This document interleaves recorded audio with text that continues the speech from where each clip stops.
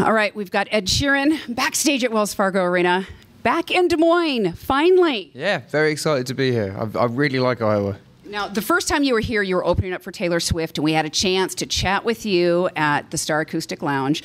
And we kind of talked a little bit about the love you had for Lord of the Rings and getting to meet Peter Jackson, and now Game of Thrones.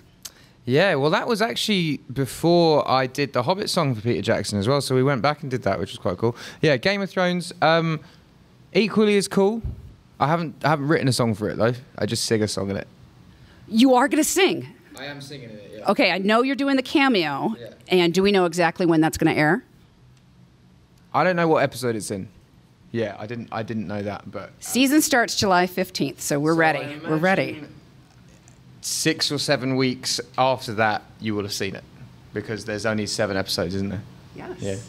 Congratulations on the success of Divide. I cannot believe how your songwriting has just continued to elevate as we've first met you. Thank you very much.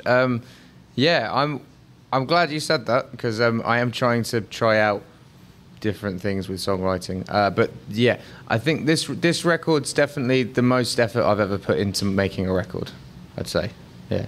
Do you think it's because the subject matter's a little different? Before you were kind of turning on exes, and now you've kind of turned inward a little? Yeah, you know, like, I've never made an album when I was like really settled and happy, and it's quite difficult to find things to write about when you have nothing to write about. As you got ready to release Divide, you had done an interview where you said the benchmark for you was Adele. That was, you wanted to beat Adele as far as success for the year. I just think anyone's benchmark should be, you know, if you play in, like, Tom Brady's like the best NFL player, right?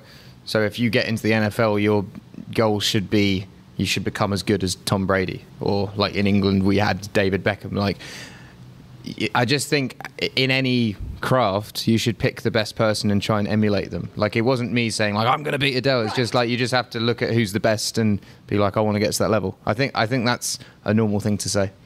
It's good to set those goals. How do you feel about it? Do you feel like you've achieved it now? No, I don't. But I don't think anyone aiming to be Tom Brady will ever beat Tom Brady, but you have to at least aim for it to get somewhere. So I'm obviously not going to outsell Adele, but if I aim for it, I might get halfway there, and halfway is still pretty good. Halfway is very good. Yeah. She recently announced that might be her last tour, might not go on the road anymore.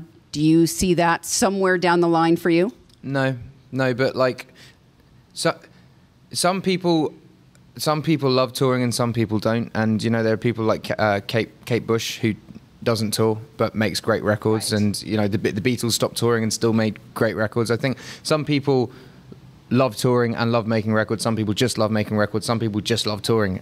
Yeah, so I think it's just different strokes for different folks. But I'd probably take touring over making records, to be honest. I think I could tour for the rest of my life and still enjoy it without having to make any new songs. Not for a while, obviously. I do like making new songs now, but I think in the future I won't be that bothered. Well, news came out just the other day about this secret record that you've been working on that we're not going to see for a while. Is that true, that there really is a secret project? I've never kept it secret. It's always been there. People just haven't asked about it. But yeah, I don't know when it will come out. I imagine I've released an album every 3 years, so I imagine I'll probably stick to that formula, but yeah, you never know what's going to happen. I'm not kind of like putting a definitive date on it. And what I've read is it's a departure. It's very different. No, it's not. That's the thing. It's just going back to how I sounded before the first album. It's not really a departure. It's more sort of going back to roots. And you know, I've evolved my music over time as I've grown older, and I think I just want to go back to, you know, why I started writing songs in the first place. Thank you for taking the time to talk to us.